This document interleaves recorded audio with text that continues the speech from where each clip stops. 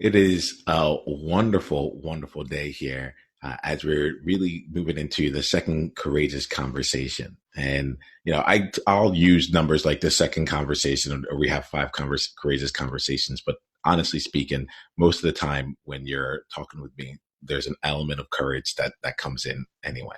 Right.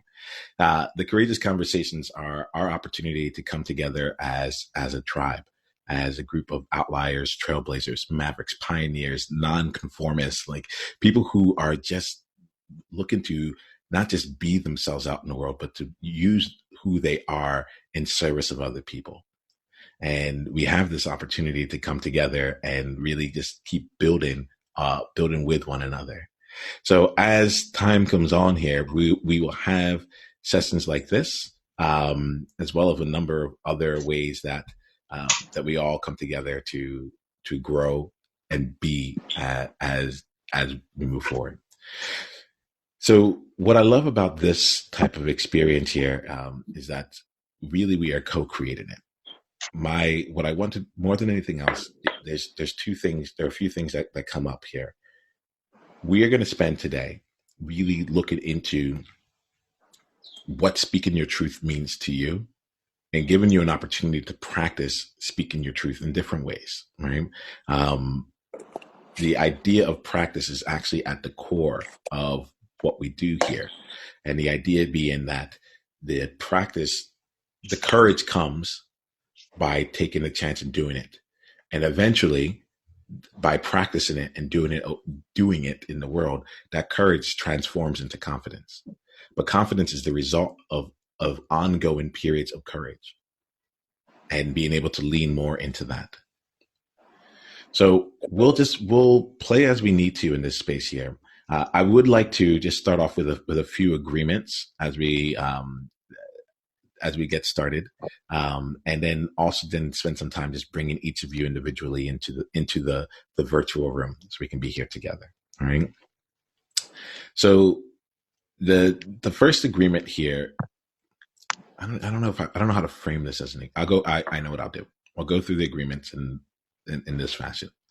So I'm going to share a few things, and just given that there's multiples of us on this conversation, just go ahead and just raise your hand if you agree with it. In the absence, if you don't agree with it, you can also just let me know. Okay. But throughout this conversation, I'm going to hide nothing and hold nothing back. This is just how I'm going to show up. I'm really going to show up from that perspective here. I'm realizing these are my own personal agreements. These are my commitments to you. All right. The second commitment is that I'm here to serve you rather than please you. And I can feel myself actually slowing down as I say that, because there's an element that becomes a bit facilitated as opposed to just really being present with the people that are here. So I'm here to serve you rather than please you.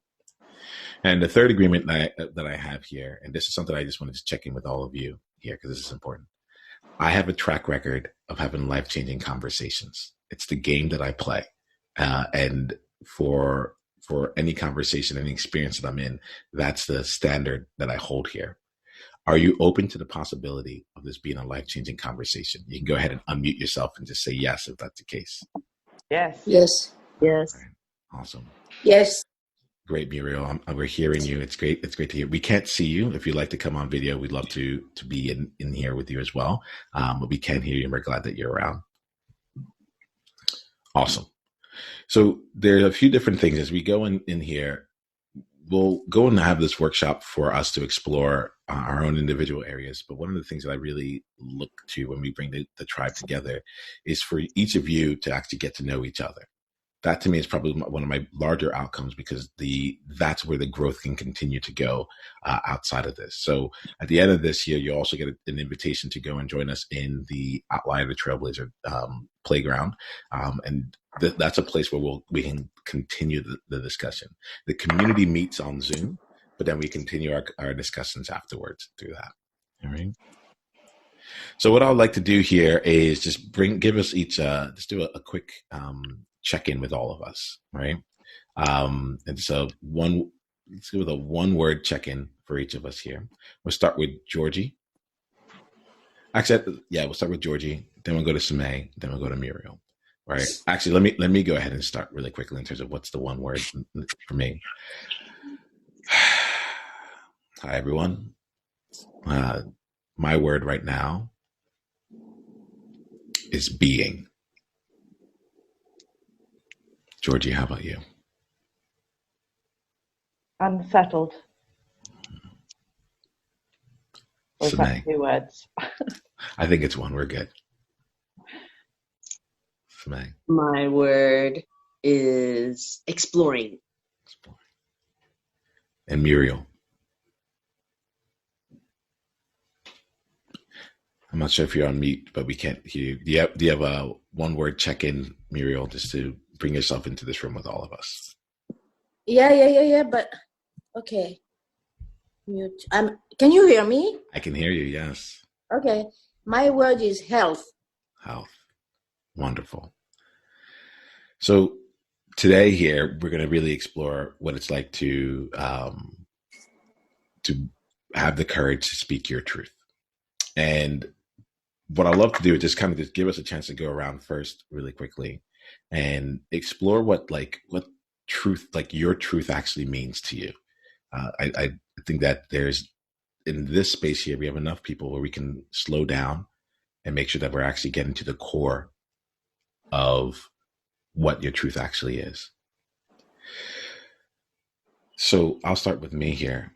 When I think about speaking my truth, for me, it shows up in a way of speaking not in an unfiltered manner, but being able to say the things that need to be said, even if it's uncomfortable.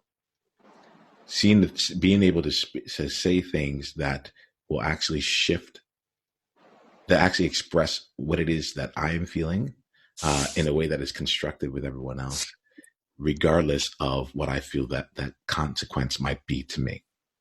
So when I think about when I'm speaking my truth, that's the space that I come into. Georgie, how about you? Like, you came here for a reason, right? You said we're going to talk about this here. What about this session, the courage to speak your truth, really called to you?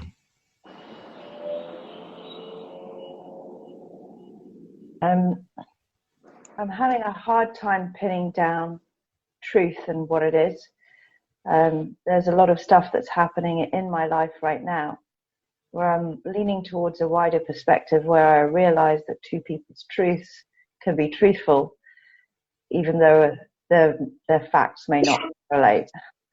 So to me, truth is perspective. And if I want to have any sort of truth, I will go back into myself and I will ask myself on a non-conscious level what resonates. But to me, truth is only ever perspective. Thank you for that, Georgie. Muriel, let's go to you next here. Why did you decide to come today? What does truth mean to you? Truth means that I respect myself for being true to myself.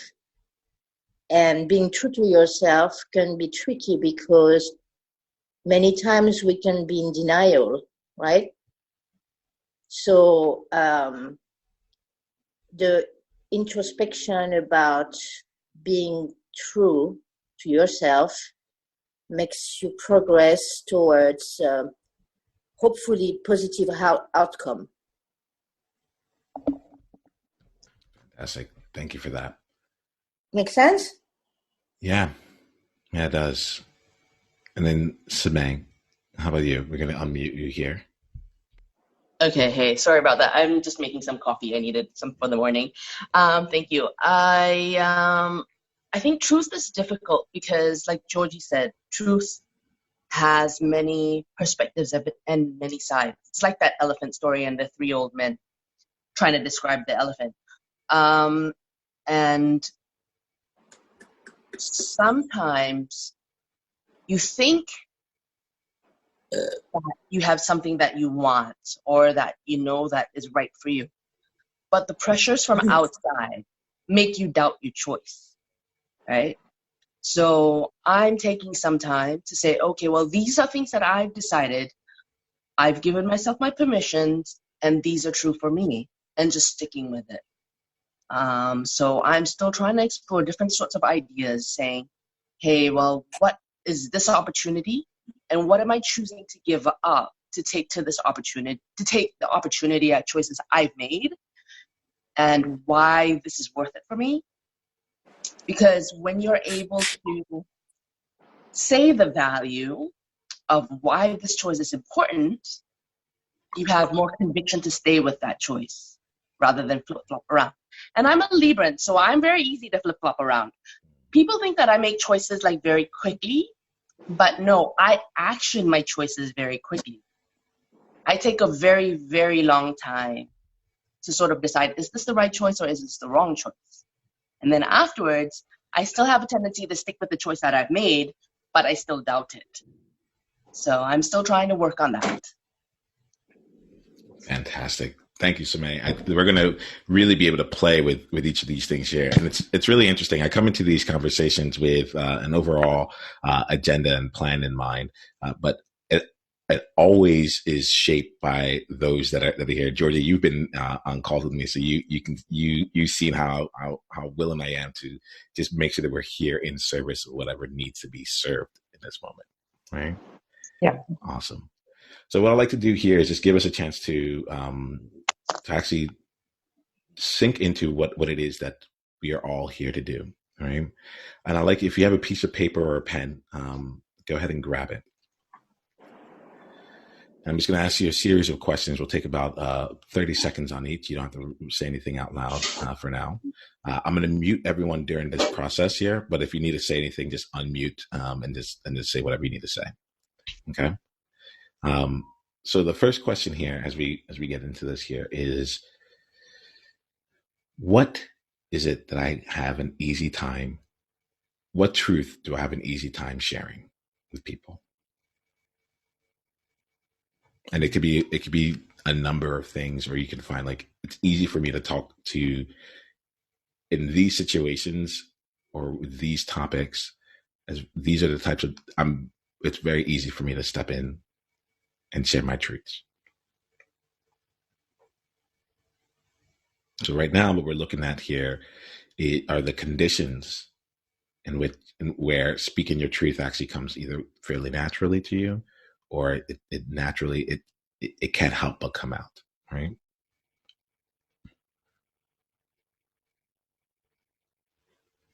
Maybe about another 45 seconds or so with that.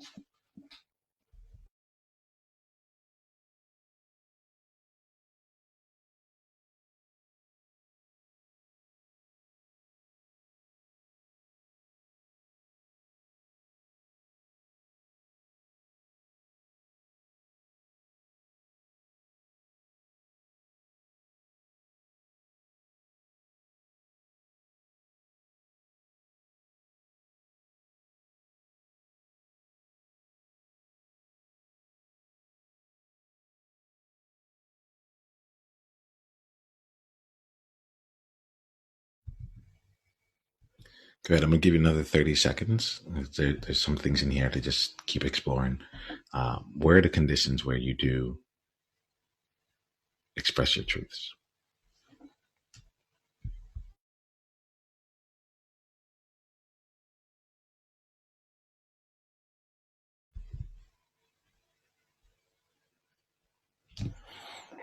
Okay. The second question here. What are the conditions that typically stop you from speaking your truth? And when I say stop you in this case here, we'll look at it from the standpoint of either you are physically stopped, like you're going to say it and you do not, or the times where you're going to say it and you hold yourself back, and then you might eventually end up saying it. I just want to kind of see for ourselves here, for each of us here, where the places where we get close and either stop or get close and we get checked. So go ahead and take a minute. Take a minute and a half to just think about that for yourself. Think about those. It could be specific stories, specific instances, or any overall conditions.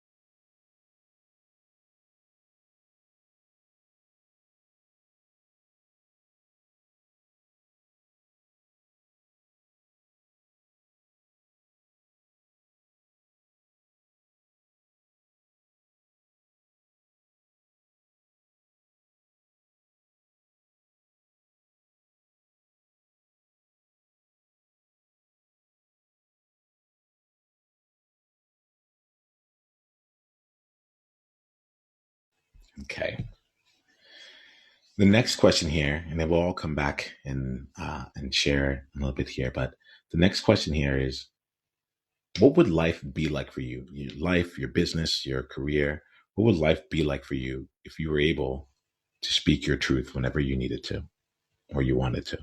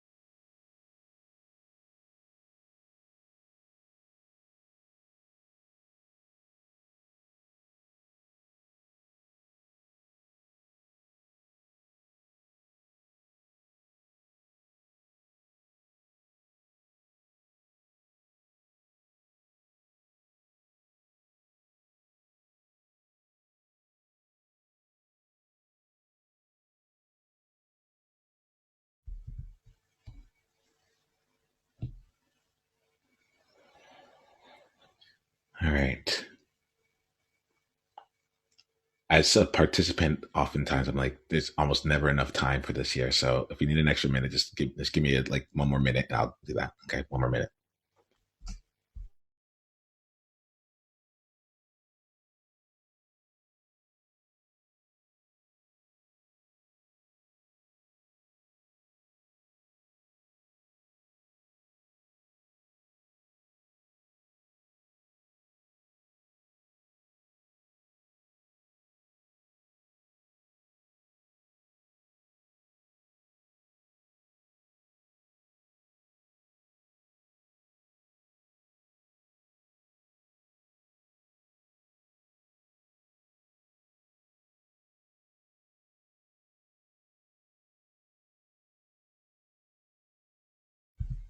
Okay. So why don't we all come back here? What I'd like you to do is to take a look at your answers so far, and just spend some time reflecting on it. What are some themes that show up for you? What are some unexpected items around this here? And what I'm going to invite us all to do is just to get a chance to share an insight, share something that came up for us. We have enough people here to really just slow down a bit to see like what showed up for us, what might have surprised you, what might be a question that you want to continue exploring with this year. But go through and just feel free to share your experience of having gone through these questions. And what I'm going to invite us to do as we go through is if we hear something that that we get on a personal level or in some way, shape, or form, there's a symbol that I like to use, which is it's almost like the cowabunga thing, like this, but we just share this like this, and it means me too, I get you, or on some way, shape, or form, I'm feeling this.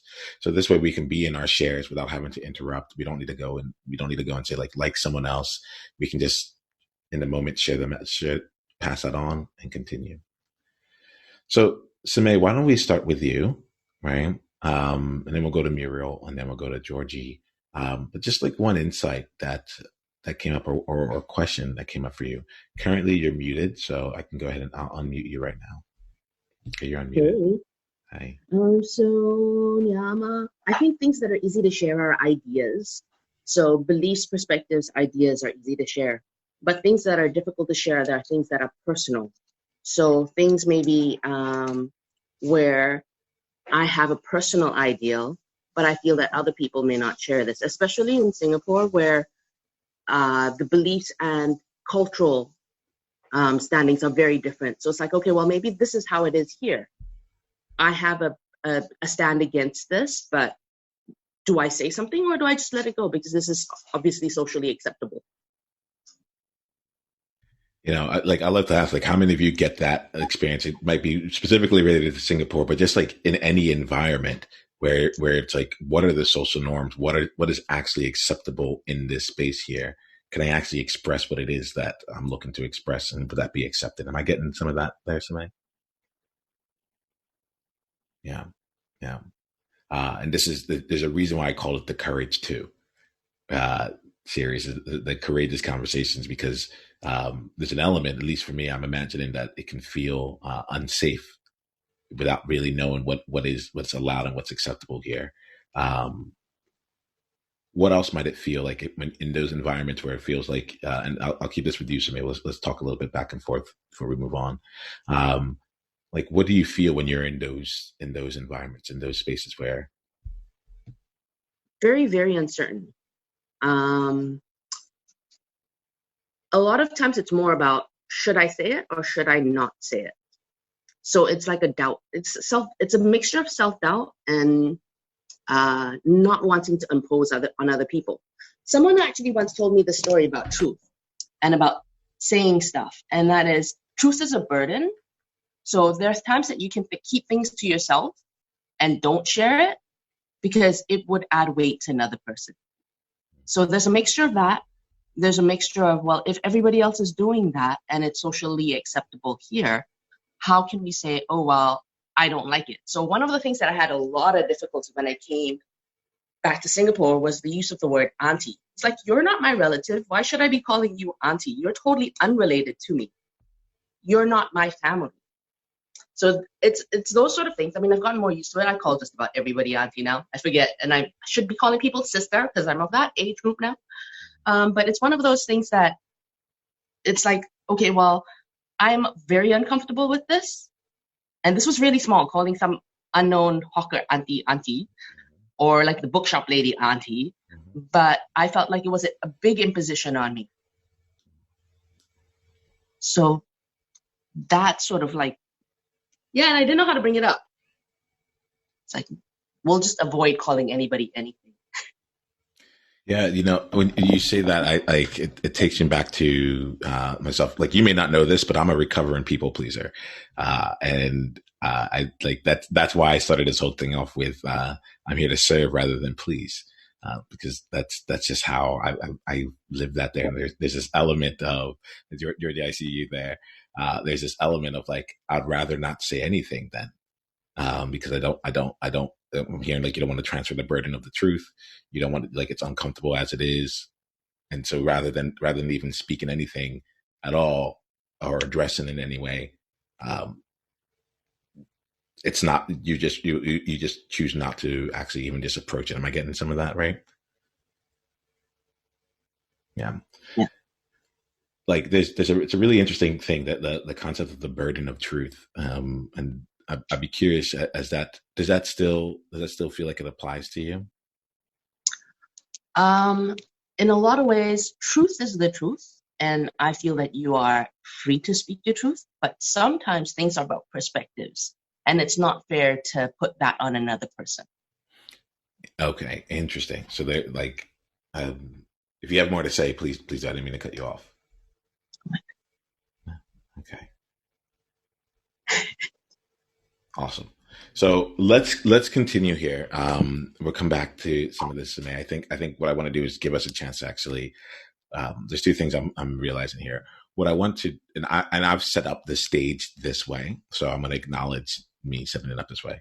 What I want to give us a chance to do is to really use this as a practice zone, and to dive deeper into some of the things that are true for us, some of the truths that we may not normally say out there, some of the things that like bring it to a level of personal for each of us, so that when we leave this conversation, we can go out and, I would say, even my objective is to be in a place where we speak our truth, one more truth each day.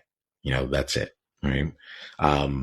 What I want to make sure, for now, we're in a good place, but I want to make sure we're able to go from the concept of truth and bring it down into our world, and we'll see how we can play around with that. I just want to make sure, like, we can have an interesting discussion at that level to talk about truth on the global scale of things. But I want to make sure I'm also giving you all a chance to be able to get into some areas that are really real for you in this moment, because I feel like that's why you're here. So just I'm going to speak this out right now as I try and navigate that. You might see me do different things or go in different directions to really make sure that we continue to get to the core of what it is for you in this conversation. So Muriel, we'll come to you next here. You answered the 3 questions here. What's one insight? What's one insight that you've had from answering either of those questions or from anyone else has said? You're unmuted, so just let us know. Yeah. Hello again. But by the way, I really wanted to join this, but I have to move to a meeting soon, so I couldn't make the perfect time. Mm-hmm. But to answer your questions, the first one was conditions to express your truth, right? Mm-hmm. So I think one condition for me, because I don't know if my truth is the truth. Actually, what is truth? It's a loaded question.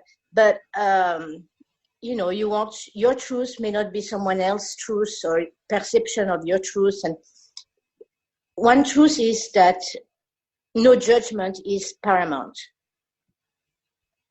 Whatever you say is your truth, should not be judged. So, and reversely, whatever someone's expressed their truth should not be judged. We all have an opinion, but that's it. We can agree to disagree. That's your truth. That's my truth. And we are not going to go to war. But the condition to me is to actually being rested and feeling in good mental and physical state. Otherwise, your mind can be very distorted if you don't have the inner balance. So that's one thing.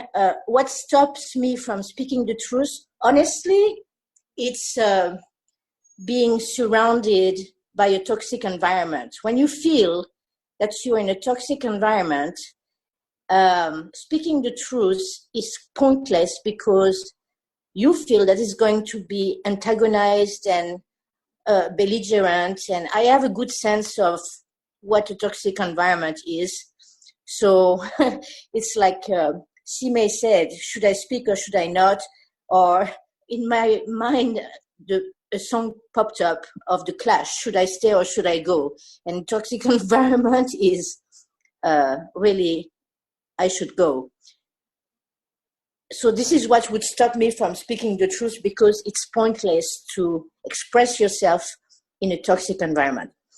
And lastly, what would be life?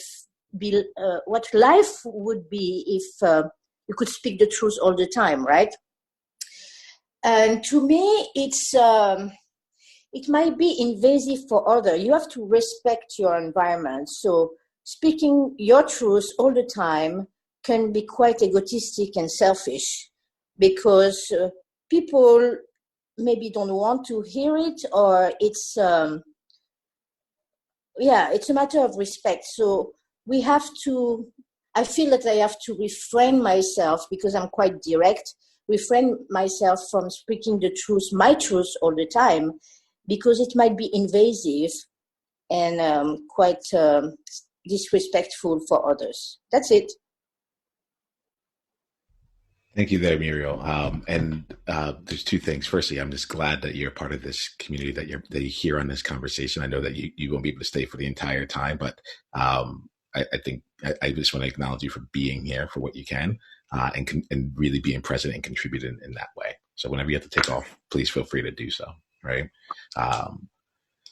There's an element of what I'm hearing here that comes down to like the environment itself. If it feels toxic, then like there's breaks there, and there's part of this here from a standpoint of being, will it even be received? Can they even is there even a point to expressing it there? And then the other side of it here that I'm hearing that also plays out is an element of being invasive for others. I think it kind of has its own different flavor of like, truth can be a burden. But like, are you being egotistical and selfish? Is it more respectful to not share your truth than to share your truth? And we're gonna come to you, Georgie, in a bit, but I think that this might be an interesting conversation just for all of us to have a little bit here, because there seem to be some themes that are coming up around this. I'm gonna start off here and speak a little bit of my truth on this one here. And the idea here is, in my mind, this is a practice zone. This is a chance to be able to see what else is there.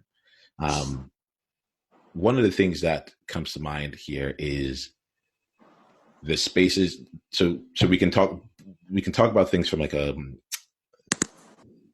sorry, let me make sure that I'm practicing what I preach around being able to keep this real. So one of the things that is really interesting to me that I would be really interested in exploring with you all is the feeling of respect and respecting the environment that's there. And I'm kind of curious how you all like navigate when the environment itself is not one that is all that respectful. So I'm like there's a part of it that feels like I'm thinking about myself where I've been in toxic environments, and rather than actually speaking up, and this is where I feel like the merit of this call even came from, where it's like, when it's not easy to say it, when we're in these toxic environments, when we're seeing people get in that should have a voice at the table that aren't being heard, when we're seeing injustices in a way that is taking place from us, and it's no longer comfortable, and it doesn't seem to fit what the environment is asking for, but the environment itself is not creating something that actually supports other people. Do we choose to speak up or not?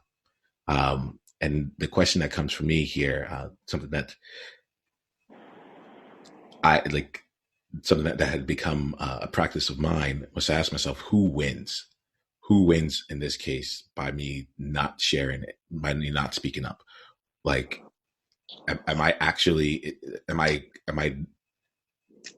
are there times when it's appropriate to put the burden of truth on other people? Are there, or at least to share that burden of truth? Are there times to hold people accountable with that, even in environments where, and because I feel that it's like speaking your truth becomes the difficult part when it is in a space where it may not be received, where you are in a space where it might be attacked or antagonized, or I think about like social norms are a great way to keep people in line. right? They're a great way to keep people from actually moving against what has been set up. And somebody wins because somebody has set up the rules to be that in this case, right? So I'd love to just like open a discussion about the elements of burden, invasiveness. It's come up a few different times, and I think it might be worth exploring.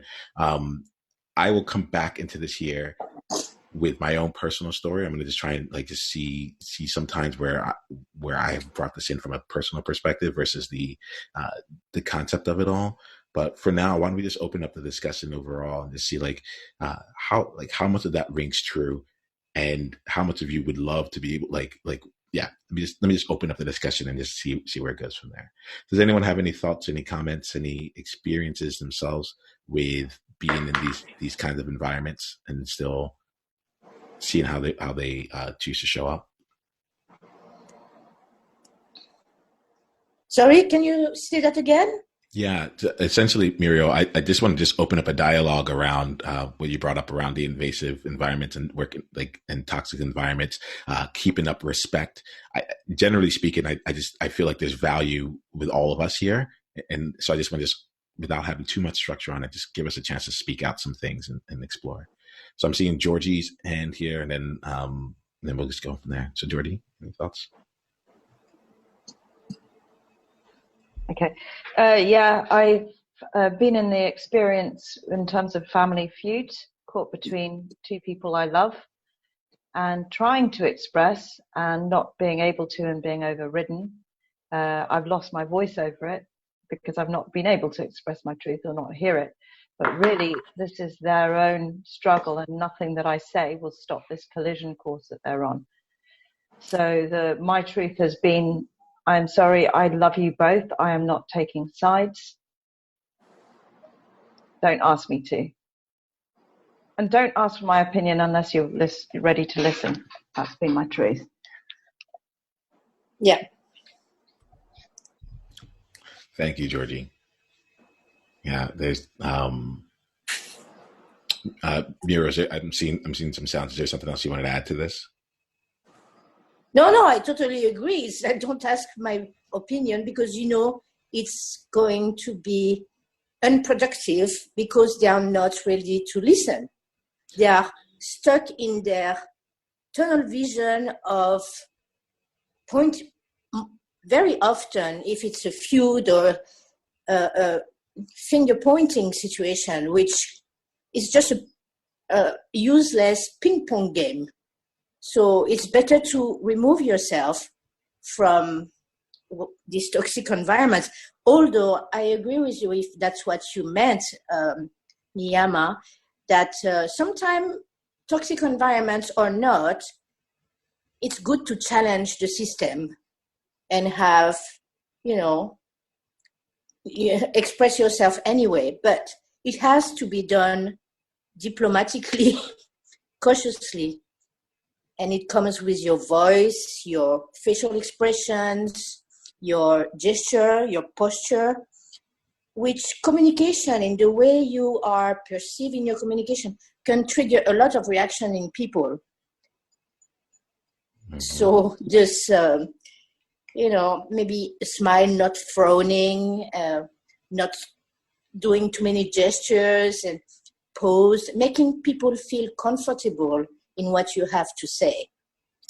Yeah. And I'm loving this here, like just keeping this a little bit more in the discussion format for now. Muriel, like it's really interesting. As you're saying this, I realize that I am now at a certain point where I actually invite the discomfort. And this is something that like I invite the discomfort because at certain points, and this is not this, as I'm hearing you say this, I'm like, oh yeah, this is something that is actually something that's different that I might do than the most others, from the standpoint of how do I say it? Allowing the space for transformation, allowing the space for some kind of change by being in a space of discomfort.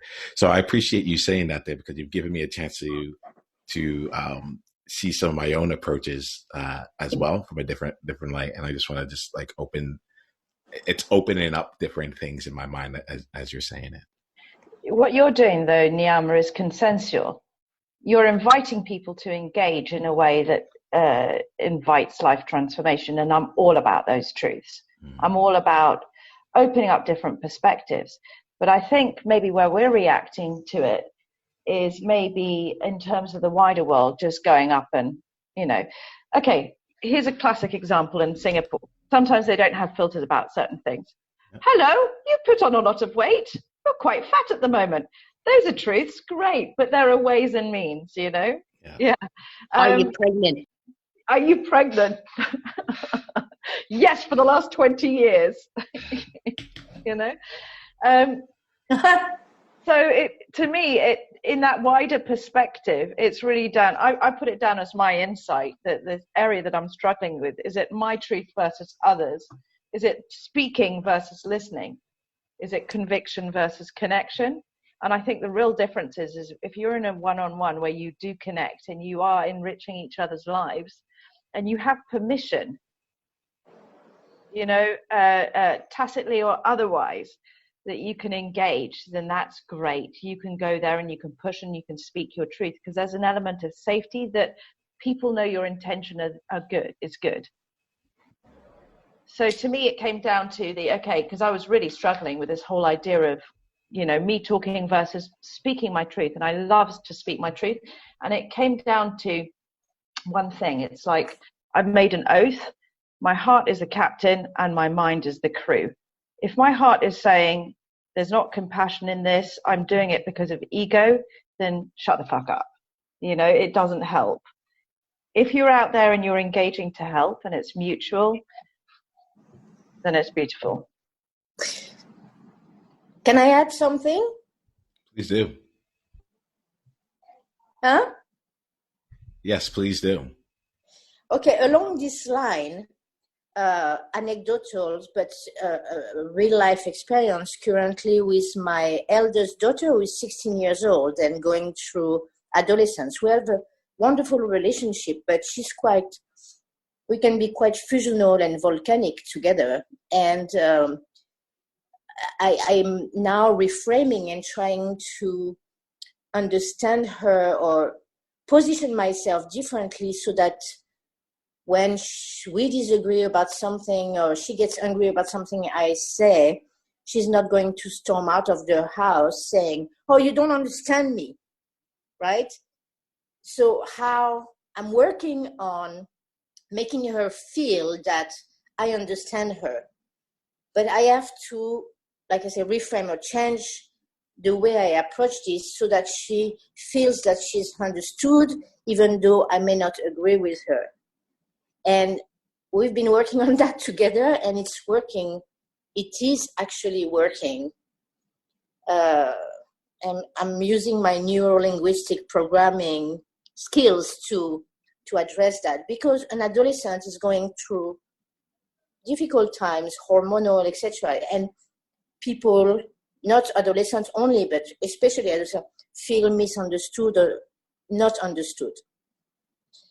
So working on your approach to make people feel they are understood, that you're listening, it's not a winning game. It's just something to be more conscious and diplomatic about. That's it. Thank you for that there. Shemay, I'd love to bring you into this conversation and this discussion a bit here. If there's anything you'd like to share, please do. We'll go from there. I'll go ahead. Okay, good. You're unmuted. Okay. Yeah. Well, it's the first time I've used the app, so I'm sort of like going through all the different, figuring out all the functionality. There's actually a couple of points. One is back to Muriel about talking with a 16-year-old. I've realized that talking to people much younger than myself, the frames of references are very, very different. So being able to understand and say, okay, look, I understand that it's different here, and trying to make sure that, both of you guys are aligned in how you're referring to things is also very important. And then about speaking truth, the example that I had, that I sort of said it, I think my brother agreed with me. My mom basically shut it down. And then after that, I didn't bring it back up. to anybody else. It was my uncle's funeral. My mom's sister's husband had passed away. And during that funeral, he'd made a comment. And I felt very, very hurtful. My uncles and aunts have a son that is estranged. He married a Muslim woman, and they have 4 Muslim children. It's a Christian service. The people there are all Christians. And the pastor basically said that my uncle's greatest wish was that his whole family could join him in heaven, and basically excluded his son and his 4 grandchildren that was sitting there. And he said it multiple times within that service. I felt that that was very wrong. But of course, I'm atheist, and perhaps this is the belief of this church, because when I spoke to my mom about it, she said, well, basically his kids and that son were not going to go to heaven, and it was Uncle Chong's greatest hope that they could be reunited in heaven. But I felt that this was very, I don't know, because it's not, it could have been Uncle Chong's greatest wish. And I find it very hard to express what the difficulty of this is, because different people have different religions. They go to different places. I don't particularly believe in either of these religions, but I just felt that it was very, very exclusive. I think that that's a part of it. That you're basically saying this person who you haven't seen for so long, and the kids, the cousins that I'd never met, are excluded from their grandfather and father's death ceremony and funeral.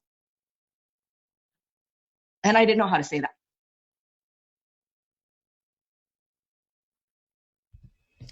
Thank you for bringing that in here, Samay, and even just being able, like even just the working out of it in this conversation. I want to just really acknowledge you for taking the time to like really see what it is that you were trying to say, and then bring it out in this conversation right now. I can feel that, like, that the feeling of exclusion right there really just really this really pops up. It's family. You'll find with me that whenever we get into family, I end up like allowing a lot more space rather than diving deeper into it, because it's almost as if like there's rules in the world, and then there's families that have their own elements there. But what the impact that what you just shared had on me was to take me to feelings of exclusion, and for myself, when I want to speak up for others, and to speak something into the room on behalf of others, it usually comes from a place, or it often comes from a place where I feel like someone is either being excluded, or they're made to not belong, or they're being kept from actually being able to be celebrated and valued for exactly who they are. And as we're talking, like that really becomes more clear to me in here. And so I just want to thank you for your share, and for sharing that here and taking the time to share that truth with us here in this moment. Yep. Awesome. So as we're about to wrap up here in about a few more minutes before the end of this conversation, I'd love to, there's some thoughts in here, but I want to go to Georgie. Just like we've been talking, is there any insights that you've had from this entire conversation? Anything that comes up where you want to just share? We didn't get a chance to like really slow down with you and see where your thoughts were after those questions, but we've kind of gone beyond that. So either the questions or discussions, anything that you want to just bring into this room, so we can just kind of see a little bit of your world and how you're thinking about things. Yeah, there was an awareness as we were going through this process, actually, of where I had my own thoughts, and it was having the patience to let other people express their thoughts as well.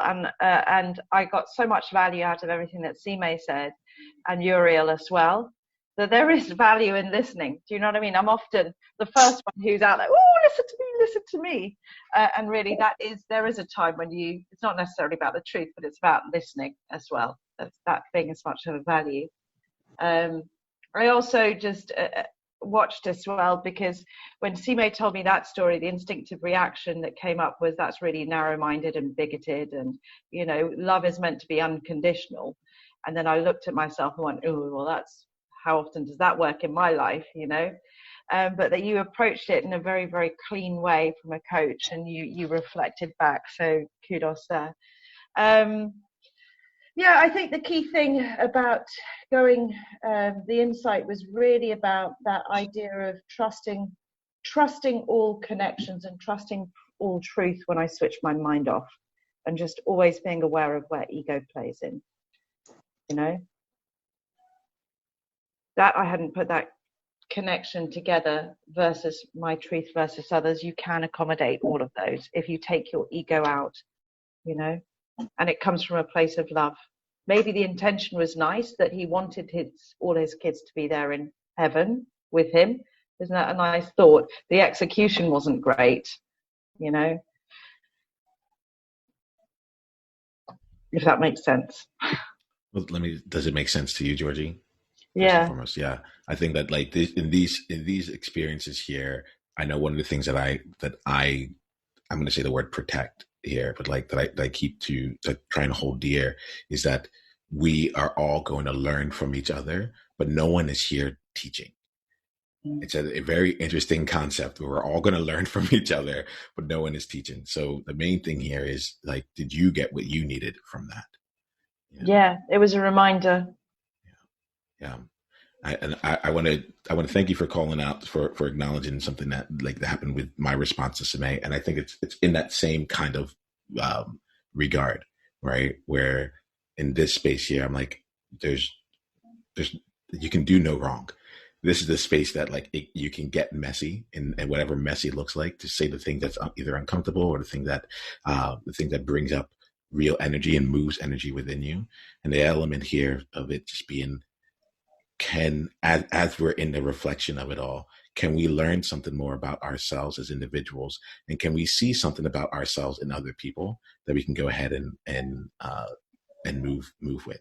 So you'll often find me in these kinds of sessions here, really sharing either the impact of what it is that you just shared without having to go any further, or sharing that what I get about you as a result of this. And this is just here to continue to deepen our relationships with each other, and also reinforce how showing up as you are is important.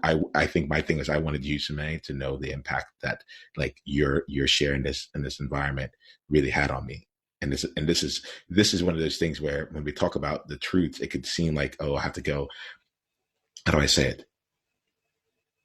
This could have been something that one could conceive as a burden, that's like, oh man, it's a really heavy topic or whatever. And I'm like, I want you to know, this to me was a gift.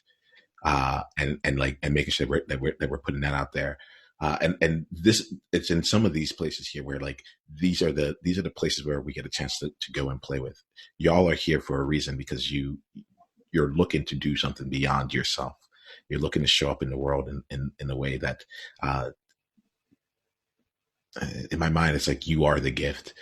Going out to dinner with you, or going out, or having being in a really serious conversation, is all you're always bringing your gifts to the table. So I want to thank you all for the way that you showed up here, for helping me even see oh wait, this is what this is all about, and being willing to play in that way. As we wrap up for today, there's something that came up here that I just want to kind of point out some of the themes throughout here. And the idea of pointing out these themes is not that there's a right or a wrong with it, but more to just give us, I find that when we have the distinction, when we're able to see it, we can make a choice. We can make different choices here. So some of the themes that came up here were the idea of, my truth could be a burden or invasive to others. My truth can be negative for others. I just thought that was just a really interesting line of discussion, just to kind of see how is it that we might be looking at our own truths in that means. And then the two sides of that also continue to expand for me are, even if that is does it need to be the case, right? Can sometimes this be a gift, even though it feels more burdensome? And then the other side of it too is even if it is invasive or burdening, can that element be, are there times where that would still be positive, or that is the intent? The intent is to be burdensome. A lot of people, I bring gravitas to everything. I was talking to someone, I was like, I can make the falling of a leaf sound like the most important thing in the world, you know? And there's an intent behind it, because it's like, actually, we need to wake up and we need to really see that there. So I just want to just bring that up as a theme of something that came into this conversation. Georgie, you said something really interesting. You talked about the space. I'm able to speak my truth, or we can feel more comfortable speaking our truth because it's been created this way. We were invited into this space this way. And that got me thinking around, okay, so this was not a space that was bestowed upon me. It was a simple decision to decide to invite people into this here. This was set up, this was an invitation that was set up as at this time, at this place, in this context, so on and so forth. But then I think what I'd like to invite us all here is to see, are there ways that we can invite people into moments where we can speak our truth in the moment? For me, I typically end up doing it through agreements. So you'll see me, I can be in the middle of, I remember a conversation where I was meeting someone for the first time and trying to talk about the work that I did. And I realized I was posturing and I wasn't actually speaking any of what I really wanted. I was like, I think she wants to have a coach that's going to sound like this, that's done this stuff here. And about 30 minutes into the coffee conversation, we had gone down that path. And I realized that I really wasn't speaking my truth in that moment.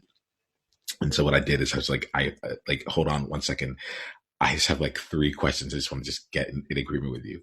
Are you cool with me hiding nothing and holding nothing back? Halfway through the conversation, the agreements and invitations came up, but it gave to the point of invitation and creating that space. I get curious around how we can be even more courageous with speaking our truth if we can create those kinds of environments in the moment there, and create an area. And you'll notice that this time around, I said, this is my commitment to the conversation. If you spend time with me one-on-one, I will actually frame it as an agreement, and you have to just say yes or no to it all. And I think it also ties into that element of permission there. And so the idea here, can we create the environment so that we can be courageous with it? From my experience, the answer, I've seen examples of that here, but what I will also say is that it's not necessarily the cleanest thing. It doesn't lead to, it can be messy as it goes along. And typically what I found is when I, in those spaces, in spending the time to invite and create that space there, regardless of the actual exchange, the end result ends up being something that we can typically move forward with in a constructive manner. So I wanted to kind of call that out as well as a potential other way to play with being courageous and find a way for it to basically not be invasive, to say, hey, to change the context such that we ourselves are not holding on to it as individuals and instead creating a different experience. So we're at time right now. I feel like I want to just say how much I really appreciate each and every one of you here for trusting me, for trusting yourselves, and for being willing to speak what was true for you in this moment here. This is the first time I've done a session that has gone this way. Georgie, you've seen a few of different things that I've done. And every time that we're here, we're working with what is in this magic here.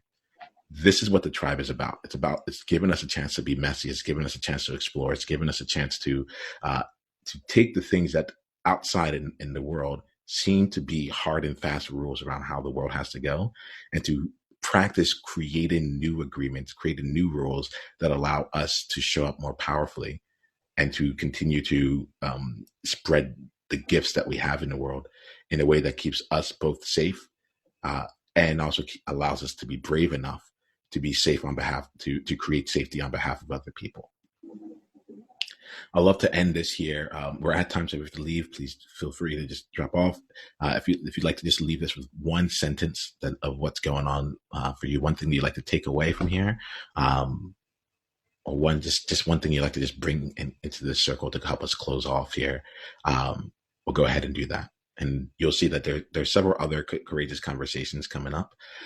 You're a member of the tribe. Once you go to niyama.com/tribe and sign up, you'll get invitations to these courageous conversations and other things that we're doing. It's time to start bringing the community together, and we'll keep exploring and experimenting. I'll ask for your feedback. I'll ask for your referrals. But right now, I would love to just kind of close today's conversation with just one sentence that you're taking away, or that you're leaving here with.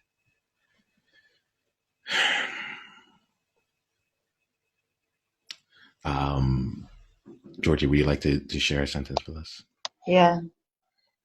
Speak the truth from the heart with sensitivity as to context and timing, with the agreement of others. Thank you. Simay? Speaking the truth with the idea that you're engaging to help, that whatever you're saying is about, is it a win rather than, who wins by my speaking up? So about engaging to help rather than just speaking from ego. Fantastic. And I'll end off with mine here, where it's speaking the truth from the element of allowing the vulnerability of any moment to hold its space and to have its place, and to be able to navigate, and trust enough in myself to be able to navigate whatever else may come from there. Dance in the moment. Dancing in that moment. I appreciate you all, okay? You all have a great day. We'll see you again in the next conversation. Thank you. Okay, take care. Bye. Bye, guys.